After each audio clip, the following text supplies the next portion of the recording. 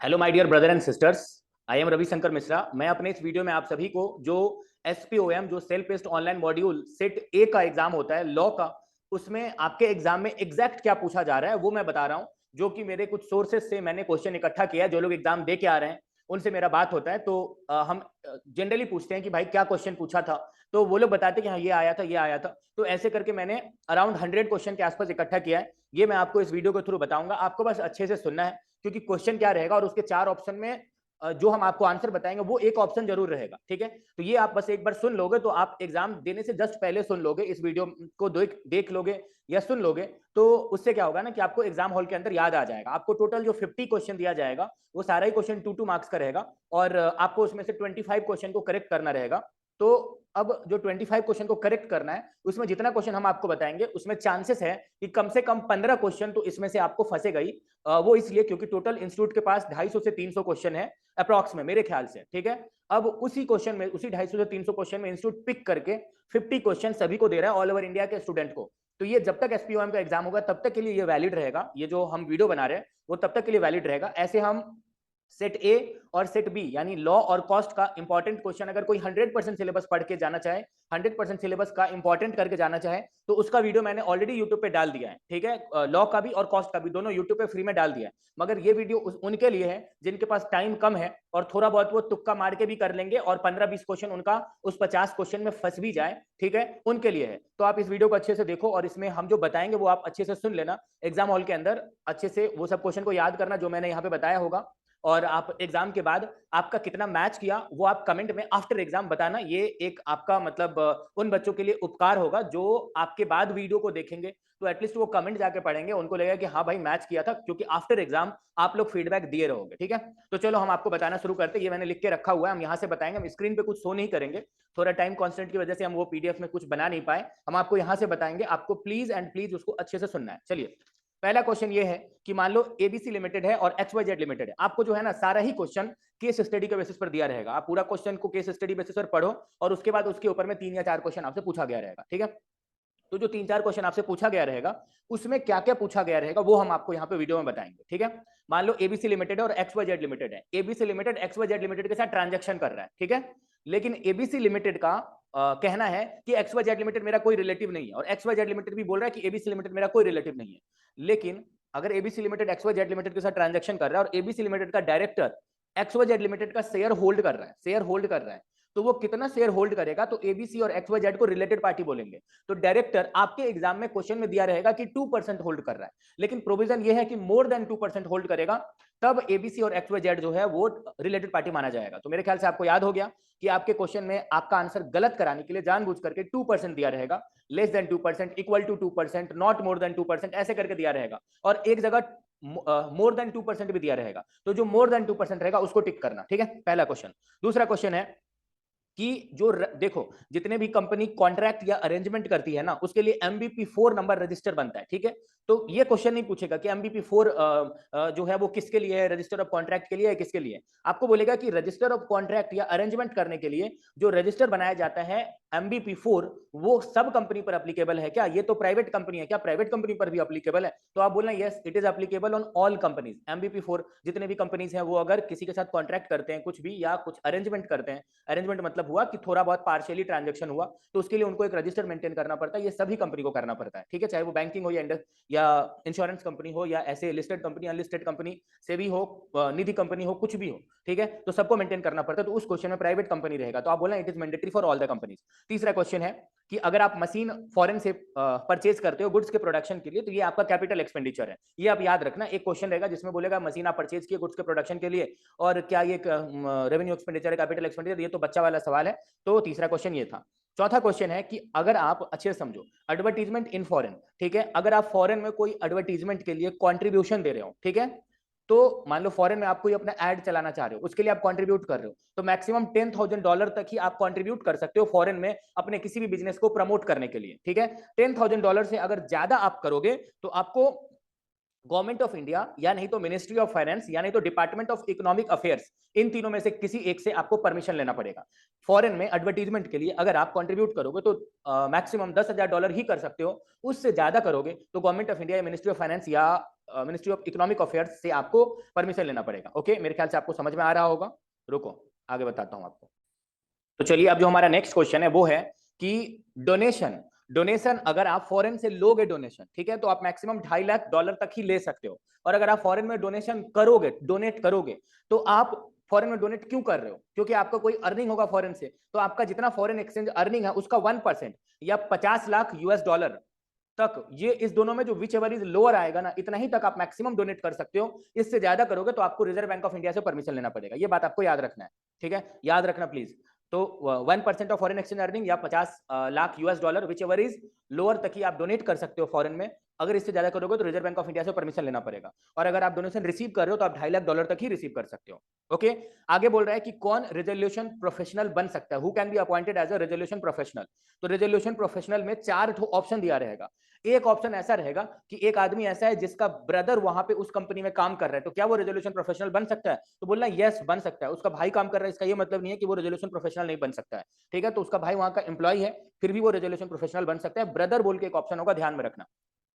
उसके बाद एक नेक्स्ट क्वेश्चन है कि who can newly appointed resolution professional, मतलब बोल रहे कि व्हेन कैन, जो न्यूली अपॉइंटेड रेजोल्यूशन प्रोफेशनल है वो कब से अपना काम शुरू करेगा, कब से वो ऑफिस को ज्वाइन करेगा। तो इसका ऑप्शन होगा, इसका ऑप्शन है, रुको मैं बताता हूं। तो देखो, जो रेजोल्यूशन प्रोफेशनल है वो अपॉइंट हो गया, और अपॉइंट होने के बाद वो ऑफिस कब से ज्वाइन करेगा? उस दिन ऑफिस ज्वाइन करेगा जिस दिन confirmation of appointment by board आ गया रहेगा। आपको दिखेगा कि 10 days from the receipt of proposal from committee of creditor, ऐसा करके दिया रहेगा 3-4 ऑप्शन में। तो उस ऑप्शन को ढूंढना जिस ऑप्शन में बोर्ड ऑफ डायरेक्टर से कंफर्मेशन का बात करेगा, उस दिन वो रेजोल्यूशन प्रोफेशनल ऑफिस को ज्वाइन करेगा। ओके, ये है। उसके बाद क्वेश्चन है कि fees payable to resolution professional, resolution professional को कोई फीस पे करोगे तो वो किसके प्रायोरिटी में पे करोगे, यानी किससे पहले पे करोगे, समझ में आया? तो priority before payment to any other director, other director word याद, सॉरी अदर क्रेडिटर वर्ड याद रखना। यानी रेजोल्यूशन प्रोफेशनल को अदर क्रेडिटर को पे करने से पहले रेजोल्यूशन प्रोफेशनल को पे करेंगे, यानी priority before payment to any other creditor, other creditor word याद रखना, ठीक है, सिक्योर्ड क्रेडिटर नहीं, अदर क्रेडिटर। आगे बोल रहा है कि कंप्लेन, अगर आपको सेबी के अगेंस्ट में कंप्लेन करना है तो आप किसको कर सकते हैं? याद रखना, ये सब इजी इजी क्वेश्चन है, एग्जाम में आया हुआ है। सेंट्रल गवर्नमेंट को आपको कंप्लेन करना है, ठीक है। सेबी के अगेंस्ट में आपको अगर कंप्लेन करना है तो आप हाई कोर्ट या सिक्योरिटी एपिलेट ट्रिब्यूनल या एनसी क्या बोलते हैं, national company law appellate tribunal, इन लोगों को नहीं करोगे, आप सेंट्रल गवर्नमेंट को कंप्लेन करोगे अगर सेबी के अगेंस्ट में कंप्लेन करना है तो। उसके बाद बोल रहा है कि सेबी का जो चेयरमैन है उसका टेन्योर कितना है?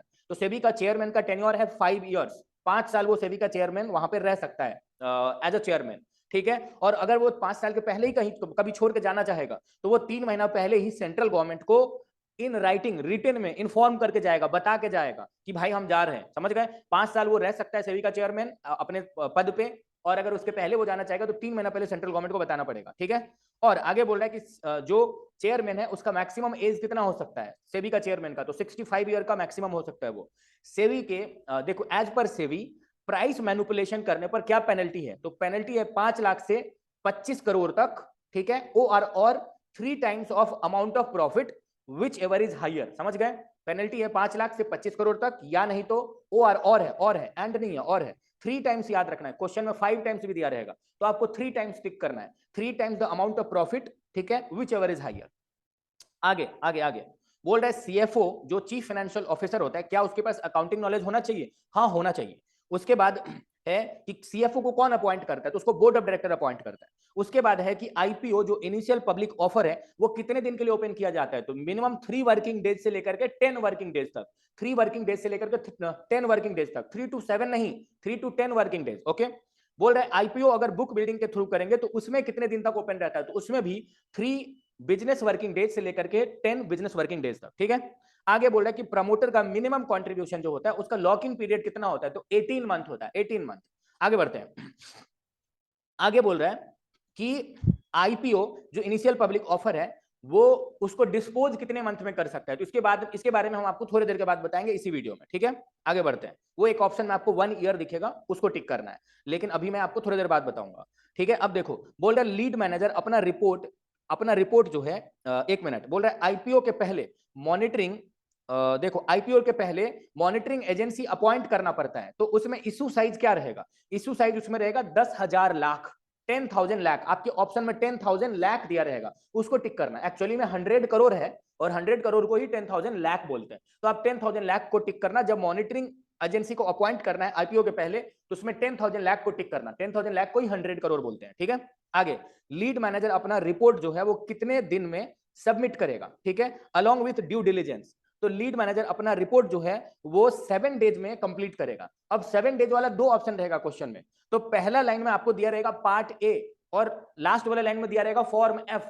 तो एबीसीडी में क्या ए पहले आता है, फॉर्म एफ बाद में आता है ना। एबीसीडी में ए से लेकर जेड तक में ए पहले आता है, एफ बाद में आता है।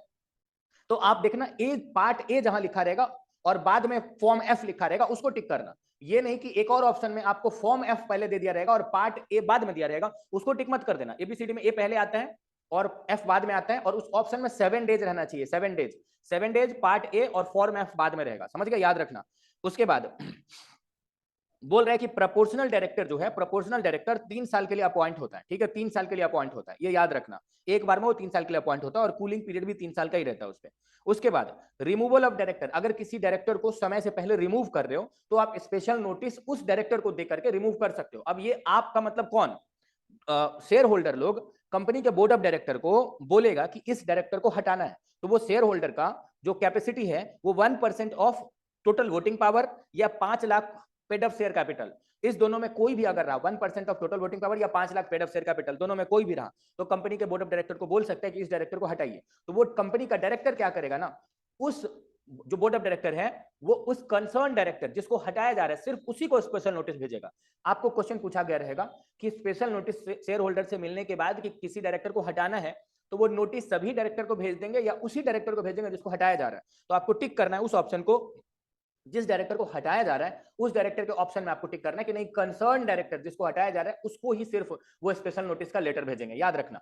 दूसरा इंपॉर्टेंट बात कि एक बार कोई डायरेक्टर रिमूव हो गया तो क्या वो रीअपॉइंट हो सकता है। रिमूव का मतलब हुआ समय से पहले उसको काम से निकाल दिए, डायरेक्टरी के पद से हटा दिए, तो वो फिर से रीअपॉइंट नहीं हो सकता है, भले ही आप ओआर पास करो या एसआर पास करो। क्वेश्चन में दिया रहेगा कि हाँ हो सकता है ओआर पास करके, हाँ हो सकता है एसआर पास करके, हो सकता है सेंट्रल गवर्नमेंट का परमिशन लेके, और नहीं हो सकता है तो नहीं हो सकता है को टिक करना, ठीक है। आगे, कॉम्प्रोमाइज और अरेंजमेंट में कॉम्प्रोमाइज करो या अरेंजमेंट करो, उसमें सभी से परमिशन लेना पड़ता है, ये बहुत बड़ा काम है, तो इसका वोटिंग 1 महीना तक चलता है, ये याद रखना।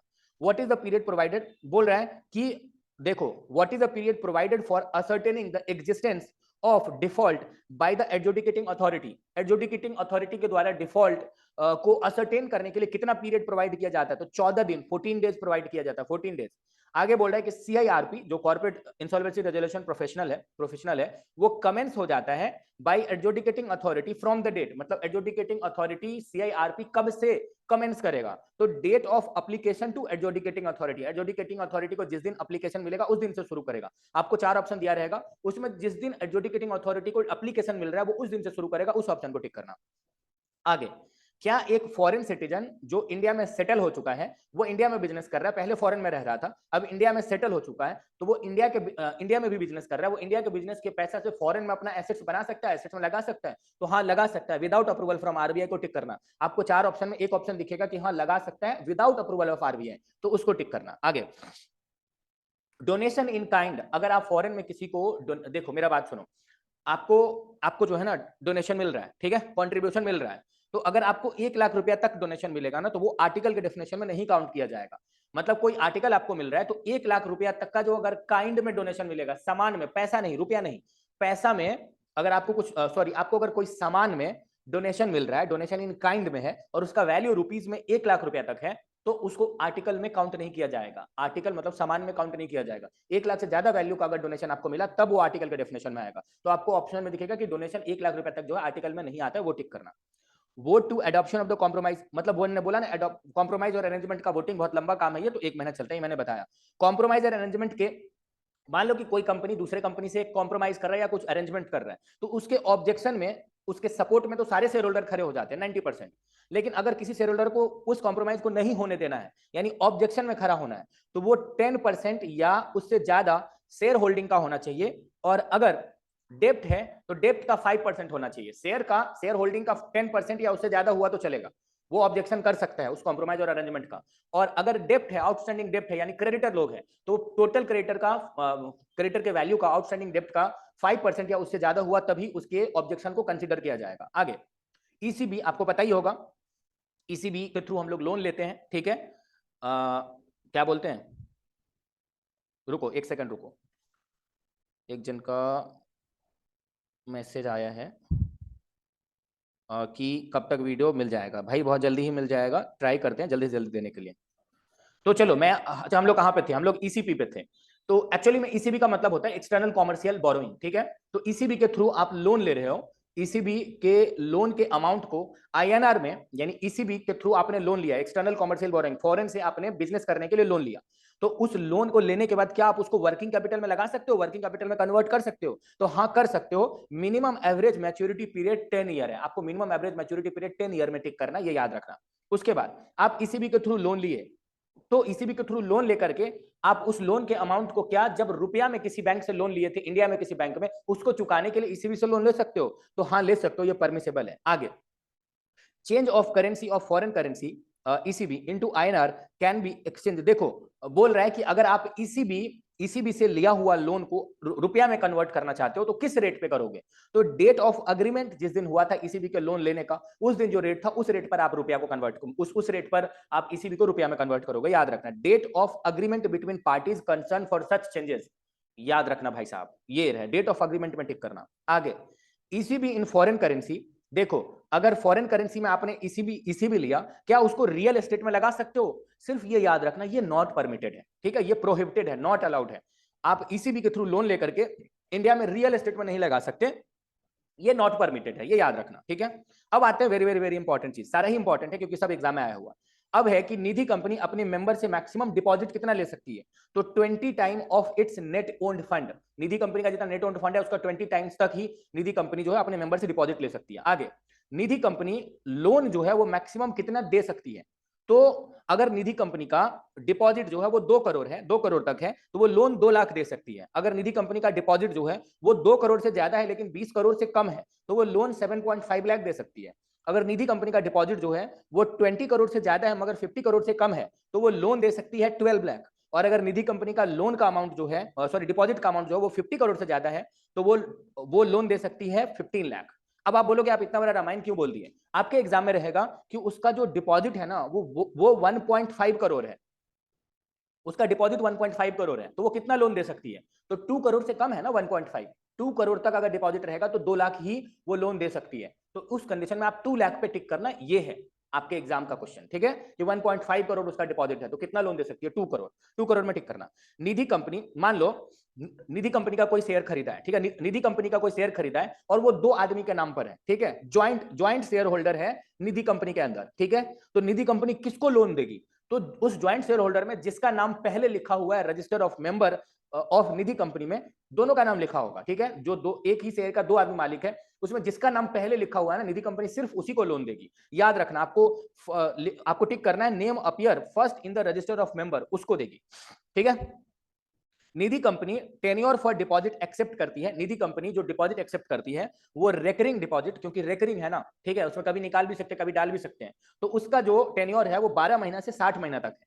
और एफडी है ना, उसमें एक बार पैसा डाल दिए ब्लॉक हो गया तो फिर तो बहुत टाइम तक नहीं निकलता है, तो उसमें आप कम टाइम में भी निकाल सकते हैं, इसलिए 6 महीना से 60 महीना तक है, ये याद रखना। रेकरिंग डिपॉजिट उसमें कभी भी निकाल सकते हैं, इसीलिए टाइम ज्यादा से शुरू हो रहा है, यानी 12 महीने से 60 महीना तक के लिए रेकरिंग डिपॉजिट होता है। और एफडी है तो उसमें 6 महीना से ही 60 महीना तक होता है, समझ गए? याद रखना, ठीक है, प्लीज उल्टा सोचना है, रेकरिंग में जनरली कम होना चाहिए था तो वहां ज्यादा है, एफडी में कम है, ठीक है, ये याद रखना। 6 मंथ टू 60 मंथ और 12 मंथ टू 60 मंथ है रेकरिंग के लिए और 6 मंथ टू 60 मंथ है आपका एफडी के लिए। अब आगे बोल रहा है कि अगर कोई कंपनी लिमिटेड बाय गारंटी है और उस कंपनी के अंदर शेयर कैपिटल भी है तो उसके मेंबर्स किसके लिए लाइबल रहेंगे?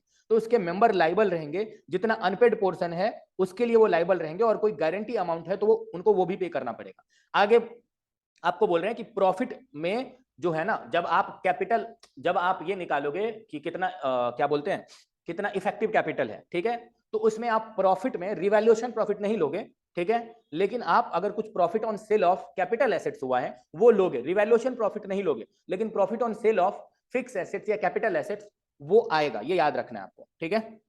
डायरेक्टर, देखो डायरेक्टर को मतलब एनसीएलटी को अगर किसी कंपनी में ऑपरेशन या मिसमैनेजमेंट हो रहा है, यानी कोई धांधलेबाजी हो रहा है, कोई कुछ कुछ गलत हो रहा है, तो एनसीएलटी को कितना डायरेक्टर बोल सकता है? कोई एक डायरेक्टर भी बोलेगा तो एनसीएलटी उस कंपनी में ऑपरेशन या मिसमैनेजमेंट हो रहा है उसको कंसीडर कर लेगा और वो छानबीन शुरू कर देगा। इसके लिए कोई ये जरूरी नहीं है कि इतने नंबर ऑफ डायरेक्टर ही होना चाहिए एनसीएलटी को कहने के लिए। एनसीएलटी को अगर एक डायरेक्टर भी बोलेगा तो भी एनसीएलटी ऑपरेशन मिसमैनेजमेंट हो रहा है उसको कंसीडर कर लेगा। आगे, टेनेबल मतलब आपको पता ही होगा, टेनेबल का मतलब होता है वैलिड, वो वैलिड है, वैलिड को ही टेनेबल बोलते हैं। आगे, मिनिमम एप्लीकेशन साइज जो है वो एक ऑफर डॉक्यूमेंट में होना चाहिए। आपको दिखेगा minimum application size in offer document in term of number shall fall within the range of, ठीक है, 4 ऑप्शन दिया रहेगा, उसमें 10,000 से 15,000 तक जो रहेगा उसको टिक करना, ठीक है।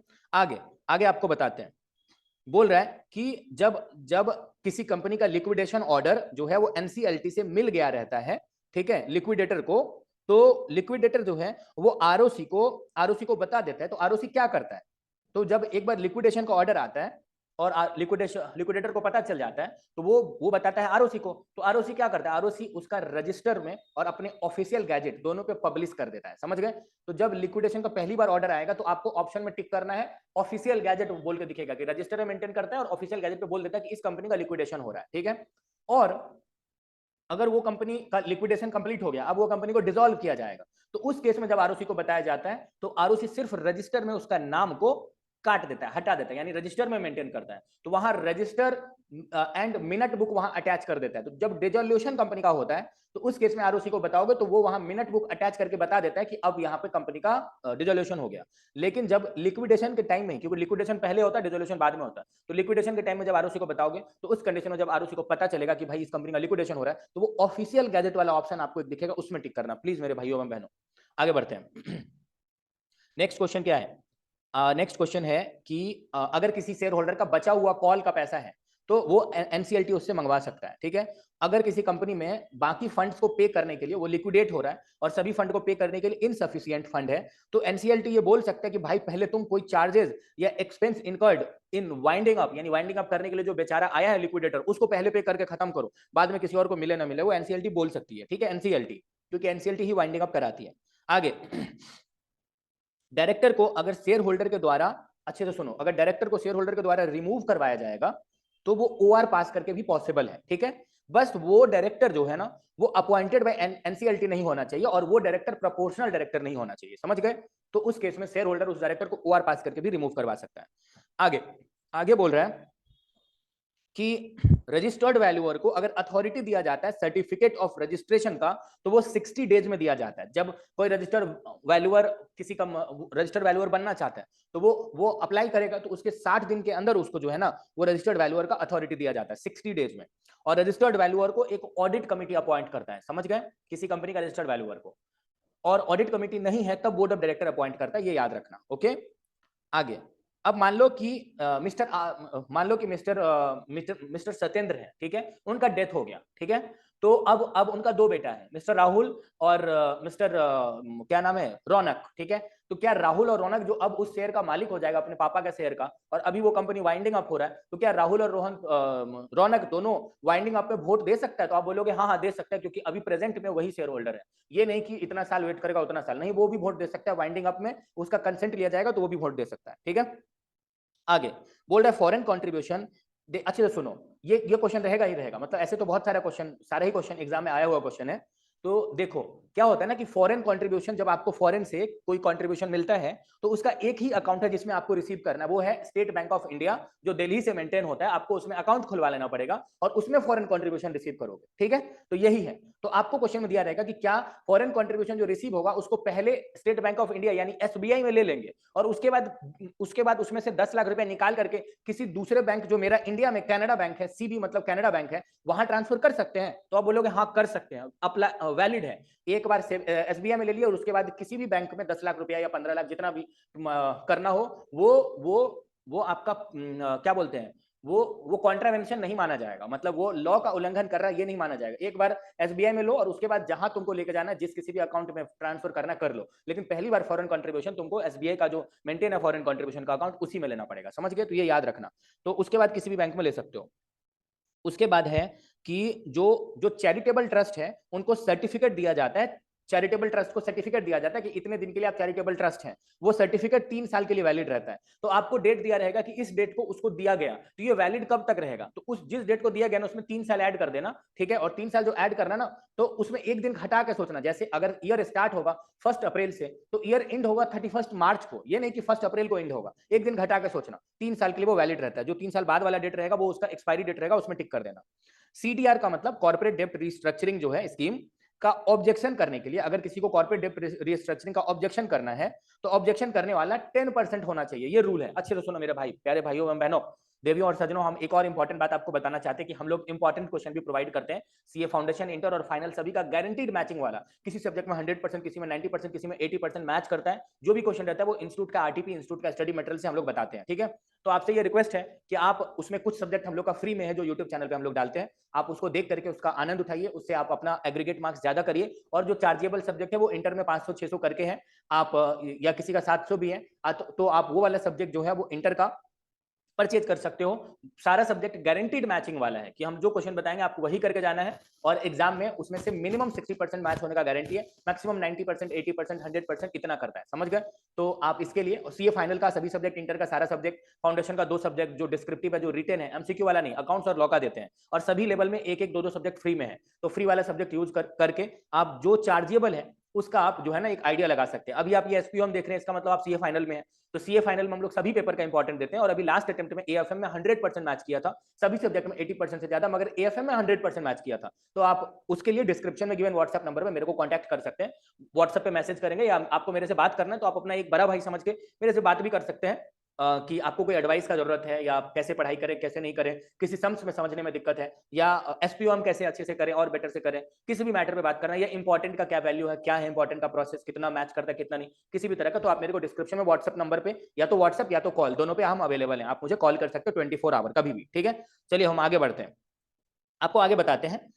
जो क्वेश्चन है, आपको क्वेश्चन में दिया रहेगा कि कॉर्पोरेट डेब्ट रीस्ट्रक्चरिंग जो है उसके ऑब्जेक्शन में खड़ा होने के लिए कितना लोग होना चाहिए, तो 10% लोग हुआ तो चलेगा, ठीक है, 10% लोग हुआ तो चलेगा। तो आपको क्वेश्चन में 10% नहीं दिया रहेगा, आपको दिया रहेगा 0.075, 0.1, 0.05, 0.025, तो 10% को 0.1 बोलते हैं। तो याद रखना, जिस क्वेश्चन में ऑप्शन में 0.1 ऑप्शन दिया रहे उसको टिक करना, ठीक है। ये पहला पेज खत्म हुआ। अब हम आपको दूसरा बताते हैं। फॉरेन कंट्रीब्यूशन अगर आप रिसीव करते हो, देखो फॉरेन, जैसे मैंने बोला ना कि चैरिटेबल ट्रस्ट अगर है, चैरिटेबल ट्रस्ट है, तो उसके लिए सर्टिफिकेट 3 साल के लिए वैलिड है। और फॉरेन कंट्रीब्यूशन रिसीव करने के लिए अगर सर्टिफिकेट बनाते हो तो वो 5 साल के लिए वैलिड है, ठीक है। आगे तो जो डेट ऑफ सर्टिफिकेट दिया रहेगा उसमें 5 साल ऐड कर देना, और ऐड करके जो डेट आएगा उसमें एक दिन माइनस करके सोचे रहना, वो वाला ऑप्शन में टिक कर देना, ठीक है। अब आगे बताते हैं लॉक इन पीरियड का, जो हम आपको बताया कि मिनिमम प्रमोटर कंट्रीब्यूशन का लॉक इन पीरियड 18 महीने का होता है। मगर अगर मान लो कि एक जो है ना प्रमोटर, वो मैक्सिमम मिनिमम किसी कंपनी में 20% होल्ड करे, उसके टोटल कंट्रीब्यूशन का, उस कंपनी के टोटल कंट्रीब्यूशन का 20% प्रमोटर होल्ड करे, ये रूल है। तो अगर वो 20% होल्ड कर रहा है और आपको क्वेश्चन में बोल रहा है कि उसका एक्सेस पोर्शन को वो कितने दिन में बेच सकता है, अगर आज के डेट में इनिशियल पब्लिक ऑफर आईपीओ हम लोग अनाउंस कर रहे हैं, तो एक्सेस पोर्शन को वो 6 महीना में भी बेच सकता है, समझ गए, 6 महीना बाद बेच सकता है। मगर आपको जो क्वेश्चन पूछा जाएगा एग्जाम में, उसमें बोलेगा मिनिमम प्रमोटर कंट्रीब्यूशन का क्या है, तो आप उसमें 18 महीना को टिक करना, याद रखना। हम तो आपको आईपीओ पे पूरा ज्ञान दे रहे हैं अभी ना, लेकिन आपको एग्जाम में 18 महीना को टिक करना है, समझ गए। एक बार आईपीओ पे हम आपको और थोड़ा ज्ञान दे ही देते हैं, जो कि यहाँ पे रेलेवेंट नहीं है, मगर हम आपको ऐसे ही बता देते हैं कि अगर एक्सेस पोर्शन वर्ड यूज करेगा तो 6 मंथ टिक होगा, minimum promoter contribution word use करेगा तो 18 मंथ टिक होगा, ठीक है। अब आप समझ लो कि आप जो है पहले से 20% होल्ड नहीं कर रहे थे, ठीक है, पहले से 20% होल्ड नहीं कर रहे थे, और अभी आईपीओ इशू होगा, उसके बाद आपका 20% हो जाएगा क्योंकि आप भी खरीद रहे हो।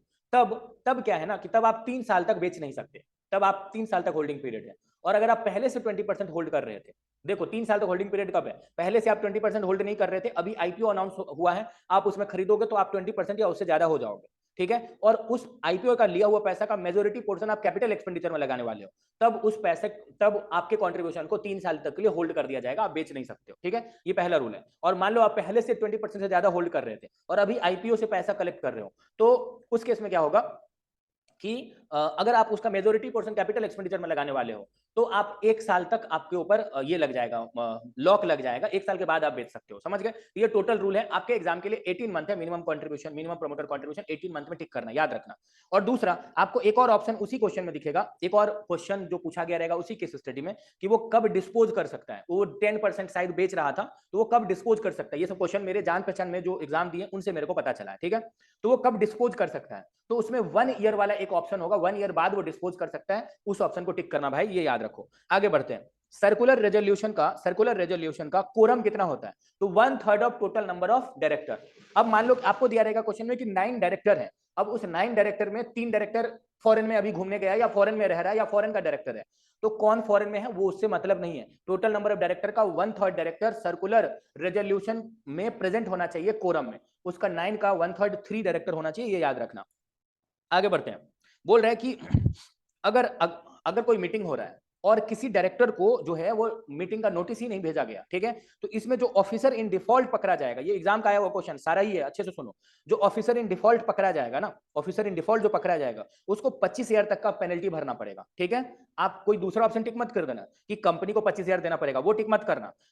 ऑफिसर को देना पड़ेगा 50,000, वो टिक मत करना। कंपनी को 50,000 देना पड़ेगा, वो भी टिक मत करना। कोई ऑफिसर को देना पड़ेगा, क्योंकि नोटिस भेजने का काम ऑफिसर का होता है। तो कौन ऑफिसर इसके लिए लाइबल है, वो 25,000 रुपया पे करेगा, क्योंकि वो डायरेक्टर को नोटिस क्यों नहीं भेजा। समझ में आया? आगे बढ़ते हैं, ठीक है। आगे है कि अगर एक क्रेडिटर जो है वो देखो, मान लो हम क्रेडिटर है, मुझे आपसे पैसा चाहिए, तो हम आपको बोले मेरा पैसा दो, ठीक है, तो हम मुंह से तो नहीं ना बोलेंगे, हम तो रिटन फॉर्मेट में बोलेंगे, ताकि आप रिजेक्ट कर दो, नहीं दो तो हम वो एनसीएलटी को दिखा पाए या अपने बड़े अथॉरिटी को दिखा पाए कि देखिए हम इसको मांगे थे पैसा, तो उसका प्रूफ रहना चाहिए। तो हम आपसे जब पैसा मांगे तो आप मुझे कितने दिन के अंदर रिस्पॉन्ड करोगे, या रिजेक्ट करोगे, या दे दोगे। 10 दिन में देना पड़ेगा, समझ गए, 10 डेज। यानी क्रेडिटर जो है पैसा डिमांड नोटिस भेजेगा। अच्छे से देखो, देखा कि फाइनेंशियल क्रेडिटर जो है वो डेटर से डेटर से पैसा मांगा डिमांड नोटिस के थ्रू, तो कितने दिन में डेटर को रिस्पॉन्ड करना पड़ेगा, या वो नहीं देगा पैसा, या रिफ्यूज किया या देना है तो 10 दिन में, 10 डेज में, ठीक है। एडजुडिकेटिंग अथॉरिटी जो है, जब एप्लीकेशन मिला, ठीक है, उसके 14 डेज के अंदर वो एक्सेप्ट या रिजेक्ट, मतलब रिजेक्ट करेगा। और अगर वो रिजेक्ट कर दिया, देखो एडजुडिकेटिंग अथॉरिटी को कौन बोलेगा, मतलब हम हैं क्रेडिटर, मुझे आपसे पैसा लेना है, तो हम आपको बोले मेरा पैसा दो, तो आप 10 दिन में मुझे कुछ नहीं बोले, तो हम समझ गए आप नहीं देना चाह रहे हो, तो हम एडजुडिकेटिंग अथॉरिटी को गए। तो एडजुडिकेटिंग अथॉरिटी को मेरा वो पेपर जो हम लिख के दिए कि आप फलाना, मान लो आपका नाम नूतन है, ठीक है, तो आपसे हम पैसा मांगे और आप दे नहीं रहे हो, तो हम आपको बोले मेरा पैसा दो, तो आप बोले कि नहीं नहीं देंगे, ठीक है। तो 10 दिन में आपने मुझे कुछ रिस्पॉन्स नहीं दिया, तो हम जाएंगे एडजुडिकेटिंग अथॉरिटी के पास। एडजुडिकेटिंग अथॉरिटी को हमको लिखित तौर पे देंगे कि देखिए ये वाला पेपर मैंने नूतन को दिया था और अभी ये मेरे को पैसा दे नहीं रही है। तो एडजुडिकेटिंग अथॉरिटी मेरे उस पेपर को देख के आपके अगेंस्ट में कोई एक्शन लेगा या नहीं लेगा, या उस पेपर को रिजेक्ट कर देगा जो हम पेपर दिए थे, तो 14 दिन के अंदर उसे बताना पड़ेगा कि वो एक्सेप्ट कर रहा है मेरे पेपर को या रिजेक्ट कर रहा है। पहला बात। दूसरा बात, 14 दिन जो है वो 2 ऑप्शन में दिया रहेगा, तो आपको किसको टिक करना है। पहला ऑप्शन में दिया रहेगा कि एडजुडिकेटिंग अथॉरिटी रिजेक्ट करेगा 14 दिन में, और वो बता देगा इंसॉल्वेंसी बोर्ड कॉर्पोरेशन जो बोर्ड है, मतलब आईबीसी बोर्ड को वो इन्फॉर्म कर देगा कि हम इसका रेजोल्यूशन एक्सेप्ट नहीं किए। भाई उसको क्यों बताएगा, जिसका तुम नहीं एक्सेप्ट कर रहे हो उसको बताओ। तो एक ऑप्शन में रहेगा कि 14 दिन में रिजेक्ट कर देगा, और जो फाइनेंशियल क्रेडिटर है और जो कॉर्पोरेट डेटर है दोनों को इन्फॉर्म कर देगा, ठीक है। ये ऑप्शन सही है, क्योंकि हम जो एप्लीकेशन दे रहा है उसको बताओ ना कि हम तुम्हारा एप्लीकेशन रिजेक्ट कर दिए, तो फाइनेंशियल क्रेडिटर और कॉर्पोरेट डेटर इन दोनों को इन्फॉर्म कर देगा, 14 दिन में रिजेक्ट करेगा, याद रखना। ऑपरेशनल क्रेडिटर का मतलब होता है वो जिससे आप गुड्स या सर्विसेज जो है वो लेते हो, जैसे वेंडर, सप्लायर, ये सब। और फाइनेंशियल क्रेडिटर का मतलब है जिससे आप लोन लेते हो, जैसे बैंक, एनबीएफसी, ये सब पैसा लेते हो जिससे, डेप्ट लेते हो जिससे। कॉर्पोरेट डेटर का मतलब है कि वो कंपनी जिसको पैसा चुकाना है किसी क्रेडिटर को, ठीक है, वो कंपनी। कॉर्पोरेट डेटर बोला ना, कॉर्पोरेट मतलब कंपनी, तो वो कंपनी जिसको किसी को पैसा चुकाना है तो वो कंपनी को कॉर्पोरेट डेटर माना जाएगा। और कॉर्पोरेट क्रेडिटर मतलब जो कंपनी अग्री करता है किसी के बिहाफ में और उसको जो है ना वो गारंटी दिलवाए, तो उसको कॉर्पोरेट गारंटर बोलेंगे, ठीक है। आगे बोल रहा है कि एक पर्सन को फॉरेन कंट्रीब्यूशन मिल रहा है, ठीक है, अपने रिलेटिव या ब्रदर से, ठीक है, तो वो मैक्सिमम कितना रिसीव कर सकता है। फॉरेन कंट्रीब्यूशन मिल रहा है अपने रिलेटिव में, अपने ब्रदर से, याद रखना 10 लाख तक मैक्सिमम वो एक्सेप्ट कर सकता है। तो 10 लाख आपको सभी ऑप्शन में दिया रहेगा। मेन मैटर ये है कि अगर वो 10 लाख से ज्यादा करेगा तो वो किस फॉर्म में बताएगा। अच्छे से सुनो, मेरा बात सुनो, हाथ जोड़ रहे हैं, मेरा बात सुनो। वो सेंट्रल गवर्नमेंट को बताएगा 10 लाख से अगर ज्यादा फॉरेन कंट्रीब्यूशन अपने रिलेटिव या अपने ब्रदर से रिसीव कर रहा है तो तो ये क्वेश्चन नहीं है, ये तो सभी ऑप्शन में दिया रहेगा, सेंट्रल गवर्नमेंट को बताएगा और 10 लाख से ज्यादा हुआ तो। लेकिन चारों ऑप्शन में आपको टिक उसमें करना है जिसमें ये लिखा रहेगा कि सेंट्रल गवर्नमेंट को इन्फॉर्म करेगा, प्रायर परमिशन नहीं लेगा सेंट्रल गवर्नमेंट से, सेंट्रल गवर्नमेंट को इन्फॉर्म करेगा। ठीक है, अब इन्फॉर्म भी दो ऑप्शन में दिया रहेगा, तो वो FC1 फॉर्म में करेगा या FC2 फॉर्म में करेगा, तो FC1 फॉर्म में करेगा, याद रखना। प्रायर परमिशन नहीं, इन्फॉर्म करेगा सेंट्रल गवर्नमेंट को लेने के बाद, और वो FC1 में करेगा, समझ गए, याद रखना। FC1 और इन्फॉर्म वर्ड दोनों, सभी ऑप्शन में से आपको किसी एक ही ऑप्शन में FC1 और इन्फॉर्म दोनों दिखेगा, उसको टिक करना। आगे, दो कंपनी अगर कॉम्प्रोमाइज और अरेंजमेंट करवा रहा है, ठीक है, तो रजिस्ट्रार जो है वो 30 डेज में रिजेक्शन पर, मतलब रजिस्ट्रार को 30 डेज तक मतलब रिजेक्शन कर सकता है। देखो, दो कंपनी अगर कॉम्प्रोमाइज और अरेंजमेंट कर रहा है तो आरओसी को बताएगा, तो आरओसी उसको 30 दिन में रिजेक्ट या एक्सेप्ट कर सकती है। आगे, अगर किसी को डोनेशन देना है नेशनल डिफेंस में या बोनाफाइड चैरिटेबल फंड में, तो अकाउंट पे के थ्रू ही दे सकता है, ये याद रखना। अब चैरिटेबल ट्रस्ट में कितना डोनेट कर सकते हो, ये आप सीए इंटर में ऑलरेडी पढ़ चुके हो कि पिछले 3 साल के प्रॉफिट का एवरेज निकालेंगे, उसका 5% कर सकते हैं। तो पिछले 3 साल के प्रॉफिट में अगर कोई लॉस भी है तो वो भी उसी में एडजस्ट हो जाएगा, और उसका एवरेज निकाल के उसका 5% कर सकते हो चैरिटेबल ट्रस्ट में डोनेशन। ठीक है, आगे आपको याद होगा, कि नहीं याद होगा तो हम बता देते हैं कि जो डायरेक्टर है ना, वो आपका पब्लिक कंपनी में 3 हो सकता है, प्राइवेट कंपनी में 2 हो सकता है, और ओपीसी में 1 हो सकता है। ठीक है, लेकिन मैक्सिमम डायरेक्टर, ये तो मिनिमम डायरेक्टर 3 2 1 मैंने बताया, मैक्सिमम डायरेक्टर 15 हो सकता है। ठीक है, अब अगर मैक्सिमम डायरेक्टर 15 है, 15 से भी ज्यादा डायरेक्टर आपको रखना है, तो आपको एसआर पास करना पड़ेगा या आरओसी से अप्रूवल लेना पड़ेगा, ये रूल याद रखना। एसआर पास करना पड़ेगा, अगर 15 से ज्यादा डायरेक्टर आपको अपने कंपनी में रखना है, तो मैक्सिमम 15 डायरेक्टर ही हो सकता है, उससे ज्यादा रखोगे तो एसआर पास करना पड़ेगा या तो आरओसी से अप्रूवल लेना पड़ेगा। भाइयों एवं बहनों, ये याद रखना।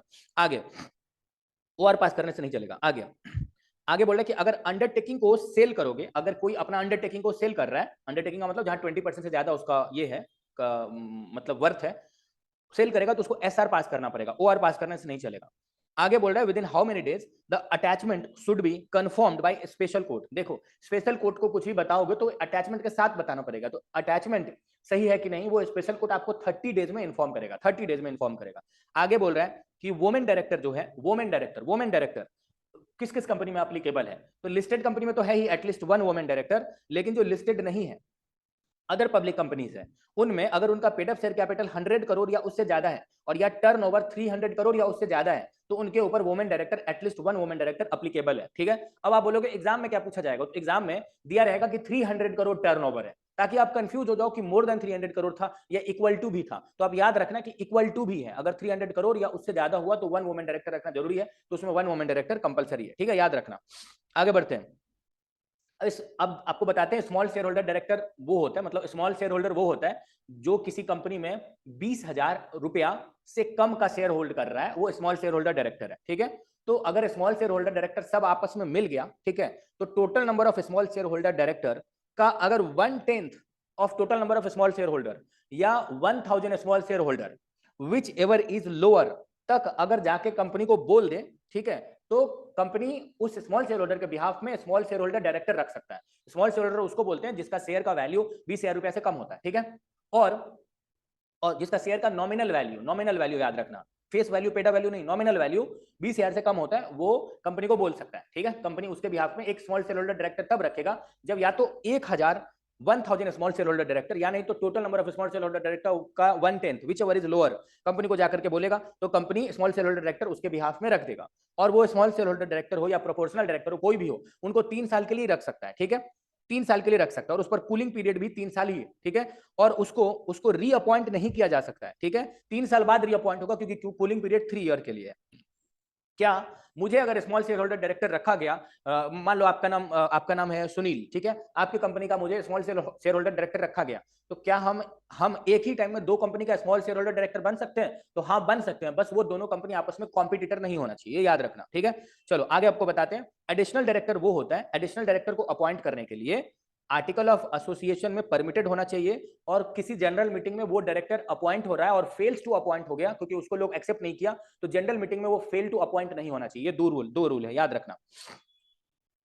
2/3 प्रोपोर्शनल डायरेक्टर को 3 ईयर के लिए अपॉइंट किया जाता है, ये मैंने आपको बोला था, स्मॉल शेयर होल्डर डायरेक्टर हो या प्रोपोर्शनल डायरेक्टर हो, 3 ईयर के लिए अपॉइंट किया जाता है, और इंडिपेंडेंट डायरेक्टर 5 साल के लिए अपॉइंट किया जाता है। ठीक है, सेबी का चेयरमैन 5 साल के लिए अपॉइंट होता है। आगे आपको बताते हैं। देखो, इंडिपेंडेंट डायरेक्टर जो है ना, अब हम बहुत इंपॉर्टेंट, मतलब सारे ही इंपॉर्टेंट है मगर ये बहुत इंपॉर्टेंट है। इंडिपेंडेंट डायरेक्टर जो है ना, एक आदमी मैक्सिमम 20 कंपनीज का इंडिपेंडेंट डायरेक्टर बन सकता है, जिसमें जिसमें 10 मैक्सिमम पब्लिक कंपनी हो सकता है। पब्लिक कंपनी मैक्सिमम 10 ही हो सकता है, ठीक है। रुको थोड़ा सा टेम्परेचर कम करते हैं। एक आदमी मैक्सिमम जो है वो 20 कंपनीज का ही डायरेक्टर बन सकता है, जिसमें जो है वो, जिसमें आपको सेक्शन 8 कंपनी और डोरमेंट कंपनी को काउंट नहीं करना है, और पब्लिक कंपनी मैक्सिमम 10 ही हो सकता है। और अगर वो लिस्टेड कंपनी है तो लिस्टेड कंपनी मैक्सिमम 7 ही लिस्टेड कंपनी का वो डायरेक्टर बन सकता है, मैक्सिमम 7 ही लिस्टेड कंपनी का वो डायरेक्टर बन सकता है। ऐसे वो टोटल 20 कंपनी का बन सकता है, जिसमें पब्लिक कंपनी 10 ही हो सकता है, और सब्सिडरी ऑफ पब्लिक कंपनी को भी पब्लिक कंपनी ही माना जाएगा, और उसमें dormant company, section 8 company count नहीं होगा। अगर लिस्टेड कंपनी है तो उसमें 7 ही मैक्सिमम लिस्टेड कंपनी का वो बन सकता है डायरेक्टर, ठीक है। डायरेक्टर बनने का जो एज है ना, इंडिपेंडेंट डायरेक्टर का बनने का एज, वो कुछ लिमिट नहीं दिया है एज का। जबकि मैनेजिंग डायरेक्टर और होल टाइम डायरेक्टर अगर बनना है तो एज है उसका 21 ईयर से कम नहीं होना चाहिए और 70 ईयर से ज्यादा नहीं होना चाहिए। ये मैनेजिंग डायरेक्टर और होल टाइम डायरेक्टर के लिए है। और नॉन एग्जीक्यूटिव डायरेक्टर कोई बन रहा है तो उसके लिए मैक्सिमम एज है 75 ईयर्स तक वो बन सकता है, ठीक है, नॉन एग्जीक्यूटिव डायरेक्टर के लिए। जबकि होल टाइम डायरेक्टर और मैनेजिंग डायरेक्टर के लिए है 21 साल से 70 साल के बीच में। उससे ज्यादा बड़ा या 21 साल से कम को अपॉइंट कर रहे हैं तो आपको या तो एसआर पास करना पड़ेगा, यानी तो सेंट्रल गवर्नमेंट से परमिशन लेना पड़ेगा, ये रूल है, ठीक है, याद रखना। अब बोल रहा है कि इंडिपेंडेंट डायरेक्टर को 5 साल के लिए अपॉइंट किया जाता है और कूलिंग पीरियड उस पर 3 साल है। यानी स्मॉल शेयर होल्डर डायरेक्टर हो या प्रोपोर्शनल डायरेक्टर हो या एडिशनल डायरेक्टर हो या क्या नाम है स्मॉल शेयर होल्डर डायरेक्टर या प्रोपोर्शनल डायरेक्टर या इंडिपेंडेंट डायरेक्टर, तीनों पर कूलिंग पीरियड 3 साल का ही है। और रखा जाएगा इंडिपेंडेंट डायरेक्टर को 5 साल के लिए और उन दोनों को लिए 3-3 साल के लिए रखा जाएगा, ठीक है। आगे बढ़ते हैं। लिस्टेड कंपनी, ये तो मैंने आपको बता ही दिया। आगे बढ़ते हैं। चलो आगे बढ़ते हैं। आगे आपको बताते हैं।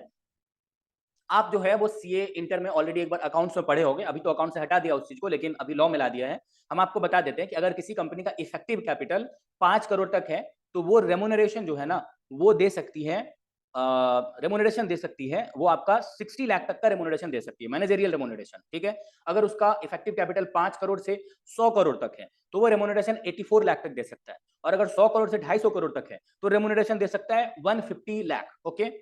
तो रेमुनरेशन दे सकता है 120 लाख, यानी 100 करोड़ से 250 करोड़ तक अगर रहा इफेक्टिव कैपिटल तो रेमुनरेशन 120 लाख तक दे सकता है। और 250 लाख से भी ज्यादा अगर आपका क्या बोलते हैं इफेक्टिव कैपिटल है तो रेमुनरेशन दे सकता है 120 लाख प्लस 250 करोड़ से जितना ज्यादा इफेक्टिव कैपिटल है उसका 0.01%, ये याद रखना। तो आपको क्वेश्चन में इफेक्टिव कैपिटल का कैलकुलेशन दिया रहेगा तो उसमें paid up capital, reserve and surplus सब कुछ जोड़ देना, रिवैल्यूएशन सरप्लस बस ऐड मत करना, सब कुछ को जोड़ करके जो इफेक्टिव कैपिटल आएगा उसका उसका आप निकाल देना भाई। वो देखना कि वो 5 करोड़ से ज्यादा है क्या, अगर वो 5 करोड़ से ज्यादा रहेगा तो आपको 60 लाख तक मैनेजरियल रेमुनरेशन दे सकते हो। अब देखो बोर्ड मीटिंग का कोरम जो है ना वो 1/3 of total number of director या minimum 2 director whichever is higher होता है, ठीक है। अगर आप कंट्रीब्यूशन करना चाह रहे हो किसी बोनाफाइड चैरिटेबल फंड में तो आप बियॉन्ड लिमिट अगर करोगे, आप तो 5% तक ही कर सकते हैं पिछले 3 साल के प्रॉफिट के एवरेज का, उससे ज्यादा करना है तो आपको ओआर पास करना पड़ेगा। पॉलिटिकल पार्टी को कंट्रीब्यूशन कर रहे हो तो आप board resolution in board meeting भी पास करके कर सकते हो, मतलब सिंपल कर दिया है, ठीक है, पॉलिटिकल पार्टी में ज्यादा पैसा टालने के लिए। एनसीएलटी को ऑपरेशन या मिसमैनेजमेंट के लिए, ठीक है, अगर इन्फॉर्म करेगा, कोई डायरेक्टर करेगा तो एक डायरेक्टर भी करेगा तो चलेगा, मगर अगर मेंबर करेगा तो 100 मेंबर या 1/10 of total number of member भी करेगा तो चलेगा, ठीक है, विच एवर इज लोअर भी करेगा तो चलेगा। एनसीएलटी उस ऑर्डर कॉपी को आरओसी को 30 डेज में दे देगा जो वो ऑपरेशन या मिसमैनेजमेंट पे ऑर्डर पास किया रहेगा।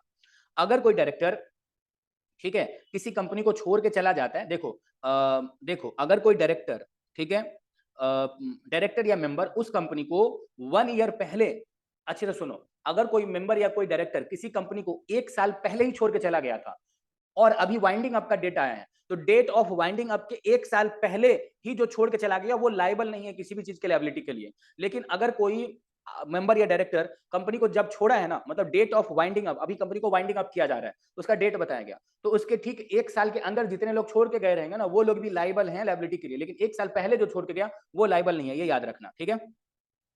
अच्छे से वेरी इंपॉर्टेंट बात, अगर एनसीएलटी के खिलाफ आपको जाना है तो आपको एनक्लाट के पास जाना पड़ेगा, एनसीएलएटी यानी national company law appellate tribunal, यानी नेशनल कंपनी लॉ ट्राइब्यूनल के खिलाफ जाना है तो आपको national company law appellate tribunal के पास जाना पड़ेगा और 45 डेज के अंदर जाना पड़ेगा। और अगर national company law appellate tribunal जो है उसके भी खिलाफ जाना है तो आपको जाना पड़ेगा सुप्रीम कोर्ट में 60 डेज के अंदर जाना पड़ेगा। यानी एनसीएलटी के अगेंस्ट जाना है तो एनक्लाड के पास जाइए, और एनक्लाड के अगेंस्ट जाना है तो आपको सुप्रीम कोर्ट के पास जाना पड़ेगा 45 डेज और 60 डेज में।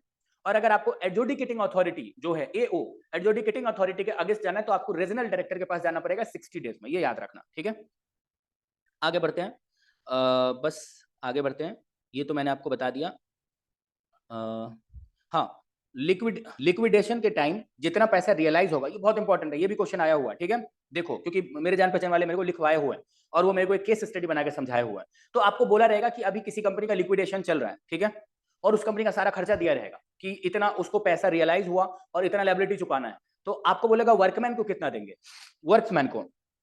तो आप मेरे बात को अच्छे से सुन लो, आप क्या करना, उसमें सिक्योर्ड जो क्रेडिटर है उसका अमाउंट को उठाना और वर्कमैन के अमाउंट को उठाना, दोनों को जोड़ देना। जोड़ के जितना आएगा ना, उस अमाउंट का वर्क्समैन का जो अमाउंट था ना वो कितना परसेंट है। मान लो 10 रुपया है सिक्योर्ड क्रेडिटर और 2 रुपया है आपका, क्या बोलते हैं, 2 रुपया है वर्कमैन का फंड, तो दोनों को जोड़ोगे तो 12 आएगा। तो 12 का 2 कितना परसेंट है, उतना परसेंट निकालने के बाद वो परसेंटेज वर्कमैन कंपनसेशन, वर्कमैन का जो कंपनसेशन का 2 रुपया था उससे मल्टीप्लाई कर देना। मान लो 12 का 2 जो है ना कितना परसेंट है, एक बार निकाल लेते हैं। 2 जो है वो 12 का कितना परसेंट है, तो वो परसेंटेज है 2 जो है वो 12 का 16% है, तो 2 का 16% ही वर्कर को मिलेगा। समझ में आया? सिक्योर्ड क्रेडिटर और वर्कर दोनों का अमाउंट जोड़ देना, जो आएगा उसका वर्कमैन कंपनसेशन का अमाउंट कितना परसेंटेज था, ठीक है। सिक्योर्ड क्रेडिटर्स का अमाउंट और वर्क्समैन कंपनसेशन फंड का अमाउंट, इस दोनों को जोड़ के जितना आएगा उस अमाउंट का वर्क्समैन कंपनसेशन फंड कितना परसेंट है, उतना ही percent of workmen's compensation fund worker को पे किया जाएगा लिक्विडेशन के टाइम में। ये आप ध्यान में रखना भाई। आगे बढ़ते हैं। कोई अगर ऑयल मैन्युफैक्चरिंग कंपनी है तो वो मैक्सिमम ईसीबी फैसिलिटी 10 मिलियन तक ले सकती है, और सेंट्रल गवर्नमेंट अपॉइंट करती है एडजुडिकेटिंग अथॉरिटी को, ठीक है। आगे बढ़ते हैं। एडजुडिकेटिंग अथॉरिटी जो है मतलब एनी अदर पर्सन, कोई भी पर्सन जो है एडजुडिकेटिंग अथॉरिटी को कंपनी या ऑफिसर या एनी अदर पर्सन को 15 से 30 दिन का ये 15 टू 30 डेज, याद रखना एक ऑप्शन में 15 टू 30 डेज दिया रहेगा, के लिए टाइम दिया जाएगा कि आपके अगेंस्ट में एक्शन क्यों ना लिया जाए, इसके लिए 15 से 30 दिन का टाइम दिया जाता है। सीआईआरपी जो है वो स्टार्ट करने के लिए मिनिमम अमाउंट ऑफ डिफॉल्ट, मतलब किसी के अगेंस्ट में आपको सीआईआरपी स्टार्ट करना है तो मिनिमम मतलब अमाउंट ऑफ डिफॉल्ट 1 करोड़ होना चाहिए। 1 crore minimum amount of default होगा, तभी उसके अगेंस्ट में सीआईआरपी स्टार्ट होगा। पहले 1 लाख था, अभी 1 करोड़ हो गया, ठीक है, याद रखना। एडजुडिकेटिंग अथॉरिटी जो है उसके पास अप्लाई करने के लिए फाइनेंशियल क्रेडिटर, 100 फाइनेंशियल क्रेडिटर या 1/10 मतलब 10% of total number of financial creditor, ठीक है, या मोर, कोई भी बोलेगा तो एडजुडिकेटिंग अथॉरिटी उसके एप्लीकेशन को एक्सेप्ट कर लेगा, ठीक है। लिस्टेड कंपनी में कंप्लायंस ऑफिसर जो बनना चाहेगा ना, वो एक क्वालिफाइड कंपनी सेक्रेटरी ही होना चाहिए। प्लीज सुनो मेरे बातों को मेरे प्यारे भाइयों एवं बहनों, ठीक है। लिस्टेड कंपनी का अगर कोई कंप्लायंस ऑफिसर बनना चाह रहा है तो वो एक क्वालिफाइड कंपनी सेक्रेटरी होना चाहिए। कंप्लायंस का काम देखेगा ना, लीगल काम देखेगा, तो वो एक कंपनी सेक्रेटरी ही होना चाहिए, क्वालिफाइड, ठीक है। आगे बढ़ते हैं। लिस्टेड कंपनी में ऑडिट कमिटी में, लिस्टेड कंपनी में जो ऑडिट कमिटी होता है उसमें 3 डायरेक्टर मिनिमम होना जरूरी है, और ऑडिट कमिटी का 2/3 जो है ना वो इंडिपेंडेंट डायरेक्टर होना चाहिए, ये याद रखना। आगे बोल रहा है कि बोल रहा है कि कोई फ्लोर प्राइस है, फ्लोर प्राइस के ऊपर में कैप कितना लगा सकते हैं, यानी फ्लोर प्राइस को कितना बढ़ा सकते हैं। फ्लोर का मतलब क्या होता है, जमीन, उसको कितना बढ़ा सकते हैं, तो उसका 20% निकाल दो, वो उसमें ऐड कर दो, maximum 120% of floor price he cap price हो सकता है, ये याद रखना। फ्लोर प्राइस का 120% यानी 20% बढ़ा दिया, यानी 120% ही कैप प्राइस हो सकता है, ये याद रखना। आगे बढ़ते हैं। इनसाइडर ट्रेडिंग किसको बोलते हैं? इनसाइडर ट्रेडिंग मतलब होता है कि कोई अनपब्लिश्ड प्राइस सेंसिटिव इंफॉर्मेशन है जिसको पब्लिश करने से मना किया गया था, और जिस ऑफिसर को ये काम बोला गया था वो उसको पब्लिश करके अपना कोई बेनिफिट कमा लिया। जनरली ये शेयर मार्केट में होता है, वो अपना कोई बेनिफिट कमा लिया, इसी को बोलते हैं इनसाइडर ट्रेडिंग, ठीक है। तो डायरेक्टर या उसका रिलेटिव उसमें कनेक्टेड है कि नहीं, उसको निकालने के लिए ये देखा जाएगा कनेक्टेड पर्सन में उस डायरेक्टर या उस बीओडी को भी लिया जाएगा जिस डायरेक्टर का उस कंपनी में टोटल जो पेड अप शेयर कैपिटल है उसका 10% तक होल्डिंग है, वो कनेक्टेड पर्सन माना जाएगा, ठीक है। आगे बढ़ते हैं भाई साहब। आगे क्या है कि बीओडी, बोर्ड ऑफ डायरेक्टर, ये डिसाइड करता है कि उस अनपब्लिश्ड इंफॉर्मेशन को पब्लिक के लिए जो है ना कब अवेलेबल कराया जाए। बीओडी बोल देगा तो 2 ट्रेडिंग डेज के लिए, एटलीस्ट 2 ट्रेडिंग डेज के लिए वो पब्लिक के लिए अवेलेबल कराया जाएगा। इनसाइडर ट्रेडिंग, ठीक है। इनसाइडर, देखो इनसाइडर ट्रेडिंग पे जो एक्चुअल में क्वेश्चन एक आया था उसका पेनल्टी भी आया था। इनसाइडर ट्रेडिंग का पेनल्टी क्या है वो हम आपको अभी थोड़ी देर में बताएंगे, 1-2 मिनट में, ठीक है। बोर्ड ऑफ डायरेक्टर जो है वो बोर्ड ऑफ डायरेक्टर ये इंश्योर करता है कि जो डिजिटल डेटाबेस है वो 8 साल तक प्रिजर्व है कि नहीं इनसाइडर ट्रेडिंग में, ठीक है। अगर कुछ ऑफ मार्केट ट्रेड हुआ है तो जो ट्रेडर है वो कंपनी को 2 वर्किंग डेज में बताएगा और कंपनी सेबी को 2 ट्रेडिंग डेज में बताएगा, क्योंकि सेबी को ट्रेडिंग डेज से मतलब है और कंपनी को वर्किंग डेज से मतलब है। तो ट्रेडर कंपनी को 2 वर्किंग डेज में बताएगा और कंपनी सेबी को 2 ट्रेडिंग डेज में बताएगा, ठीक है। अब कोई ट्रेडिंग प्लान है तो ट्रेडिंग प्लान मैक्सिमम 6 मंथ पहले का बना हुआ तो चलेगा और उस पर कूल ऑफ पीरियड भी 6 महीना का ही लगता है, ठीक है। अब ट्रेडिंग प्लान जब बनाया गया, ठीक है, ट्रेडिंग प्लान जब बनाया गया तो वो ईयर एंड के ठीक 20 डेज पहले का नहीं होना चाहिए। ट्रेडिंग प्लान जब बनाया गया और जब उस पर एक्चुअल में डिसीजन लिया गया उसमें डिफरेंस मैक्सिमम 1 ईयर से ज्यादा का नहीं होना चाहिए, ठीक है। एक समय में एक ही ट्रेडिंग प्लान बन सकता है। अब ट्रेडिंग प्लान को कोई रिव्यू करेगा तो कंप्लायंस ऑफिसर ट्रेडिंग प्लान को रिव्यू कर सकता है, ठीक है। अब एक दो बात और कि ट्रेडिंग प्लान एक बार बन गया तो उसको रिवोक या कैंसिल नहीं किया जा सकता है, ठीक है। ट्रेडिंग प्लान्स को कंप्लायंस ऑफिसर बनाने के बाद कंप्लायंस ऑफिसर ट्रेडिंग प्लान को सेबी को नोटिफाई करता है, सेबी को बताता है कंप्लायंस ऑफिसर, ठीक है। एक बार अगर आप डिस्क्लोज कर दिए कि आपके कंपनी में इनसाइडर ट्रेडिंग हुआ है तो उस डिस्क्लोजर को 5 साल तक करते रहना पड़ेगा, ठीक है। अगर किसी आदमी को किसी कंपनी का केएमपी या प्रमोटर की मैनेजरियल पर्सनल या प्रमोटर बनना है तो वो बन गया तो अपॉइंटमेंट के 7 डेज के अंदर ही बताना पड़ेगा कि उसका उस कंपनी में होल्डिंग कितना है, समझ गए, कितना शेयर वो होल्ड करता है। और अगर वो 10 लाख से ज्यादा होल्ड करता है तो उसको 3 दिन के अंदर ही बताना पड़ेगा, ठीक है। अब उसके बाद और कुछ क्वेश्चन है, थोड़ा सा ये बस हो गया, खत्म हो गया है, बताता हूं आपको। हाँ, उसके बाद क्वेश्चन है कि मान लो शेयर है, शेयर का 2 आदमी मालिक है, ज्वाइंट शेयर होल्डर है, तो उसको 2 काउंट किया जाएगा या 1? तो उसको 2 नहीं काउंट किया जाएगा, उसको 1 काउंट किया जाएगा। ज्वाइंट शेयर होल्डर है उसको काउंट 1 ही किया जाएगा। उसके बाद है कि गवर्नमेंट कंपनी तो आपको पता ही है जिसमें सेंट्रल गवर्नमेंट स्टेट गवर्नमेंट सबको मिला करके 51% या मोर होल्डिंग है उसको गवर्नमेंट कंपनी बोलते हैं, ठीक है। आगे आपको बताते हैं। हाँ, अगर कोई कोई जो है ना वो अगर वैल्यूअर ऑफ एसेट्स बनना चाह रहा है, किसी कंपनी का एसेट्स वैल्यूअर बनना चाह रहा है तो वो सिटीजन ऑफ इंडिया या रेसिडेंट ऑफ इंडिया होने से चलेगा। फॉरेन का हुआ तो नहीं चलेगा, फॉरेनर हुआ या फॉरेन में रह रहा है तो नहीं चलेगा, वो सिटीजन ऑफ इंडिया या रेसिडेंट ऑफ इंडिया होना पड़ेगा, ठीक है। मैं आपको बताता हूँ, अगर किसी कंपनी का नाम जो है वो रजिस्टर ऑफ मेंबर से हटा दिया क्योंकि वो कंपनी वाइंड अप हो चुका था, तो अगर उस कंपनी को अपना रजिस्टर में नाम फिर से लाना है तो उसको 3 साल के अंदर बताना पड़ेगा एनसीएलटी को, 3 ईयर के अंदर। मतलब after removal of name from register of company by the ROC, अगर आरओसी किसी कंपनी का नाम रजिस्टर ऑफ कंपनी के नाम से हटा दिया है किसी कंपनी का नाम, तो उसको एनसीएलटी के पास जब से हटाया है ना तब से 3 साल के अंदर वो बता सकता है, 3 ईयर के अंदर, ठीक है।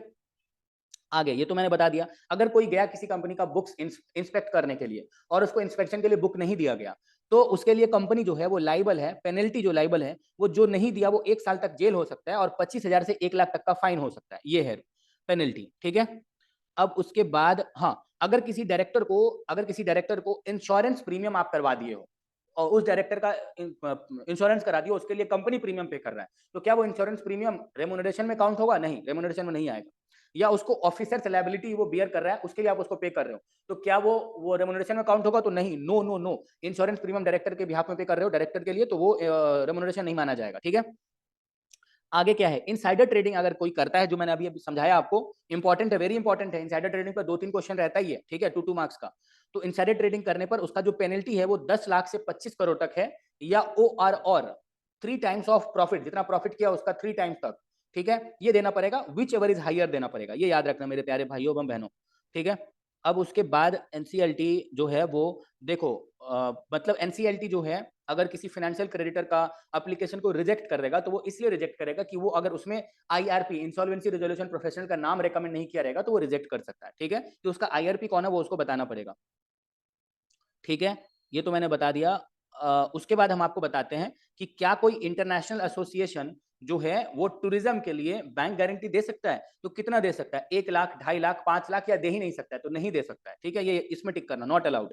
और उसके बाद फॉरेन कंट्रीब्यूशन कोई पॉलिटिकल पार्टी ले सकता है? तो नहीं, ये प्रोहिबिटेड है, पॉलिटिकल पार्टी फॉरेन कंट्रीब्यूशन नहीं ले सकता है, ये प्रोहिबिटेड है। अब मान लो कि किसी कंपनी का कॉम्प्रोमाइज या अरेंजमेंट हो रहा है, तो जो 2 कंपनी में हो रहा है उसके सारे शेयर होल्डर मान गए, 5% शेयर होल्डर नहीं माने, उसमें 2 आदमी नहीं माना, राम और श्याम। तो राम गया एनसीएलटी को बोला कि मुझे थोड़ा ज्यादा करके पे कर दो तो हम मान जाएंगे। तो एनसीएलटी जब पे करने लगेगा तो जितने डिसेंटिंग शेयर होल्डर है सबको पे करना पड़ेगा, सिर्फ राम को नहीं कर सकता है, जो अगेंस्ट में खड़ा था सबको करना पड़ेगा, ठीक है, ये याद रखना। बस अब खत्म ही होने वाला है। अब हम आपको बताते हैं कि बोल रहा है कि देखो जो आपका ये होता है, बोल रहा है कि price of specified securities of the company issue in case of the anchor investor, इसमें क्या होता है ना, उसका प्राइस जो है वो not lower than price offered to the other qualified institutional buyer, यानी जो IQB को दिया जाता है उससे कम नहीं होना चाहिए। And with the allocation capped at up to 60% of IQB portion, यानी मतलब समझ लो ना, IQB का 60% से ज्यादा तक प्राइस ऑफर्ड नहीं हो सकता है। समझ में आया? ये एक क्वेश्चन था, मतलब 60% उसका निकाल के उसमें ऐड करके निकालना था। और सबसे लास्ट में बस एक क्वेश्चन, दो क्वेश्चन और हम आपको बताएंगे। जो आया हुआ क्वेश्चन है कि अगर कोई आदमी है, उसको डायरेक्टर बनना है किसी कंपनी का, ठीक है, तो वो बन गया डायरेक्टर, तो वो अपना डिन नंबर अगर फर्निश नहीं किया, डिन नंबर नहीं बताया, तो डिन नंबर फर्निश नहीं किया तो उसके लिए वो आदमी को पेनल्टी 25,000 रुपया भरना पड़ेगा। और जितना दिन लेट कर रहा है तो पर डे उसको 100 रुपया भरना पड़ेगा, और मैक्सिमम 1 लाख रुपया तक देना पड़ेगा। 25,000 से 1 लाख तक पर डे का 100 रुपया, ठीक है, ये याद रखना। और ROC जो है वो कब तक, मतलब ऐसे समझ लो ना कि कोई कंपनी जो है वाइंड अप हो गया, तो जो है ऐसे समझ लो कि वाइंड अप हो गया NCLT के द्वारा, तो वो 30 डेज में ROC को बता देगा, ये याद रखना, ठीक है। और उसके बाद बोल रहा है कि कि जो फ्लोर प्राइस है, कैप प्राइस कितना होता है, तो उसका 120% होता है। ये मैंने आपको प्राइस बैंड में याद रखना कि 120% कर देना फ्लोर प्राइस का, उतना ही कैप प्राइस होगा। तो मेरे ख्याल से आपको समझ में आ गया होगा मैंने जो आपको बताया यहाँ पे।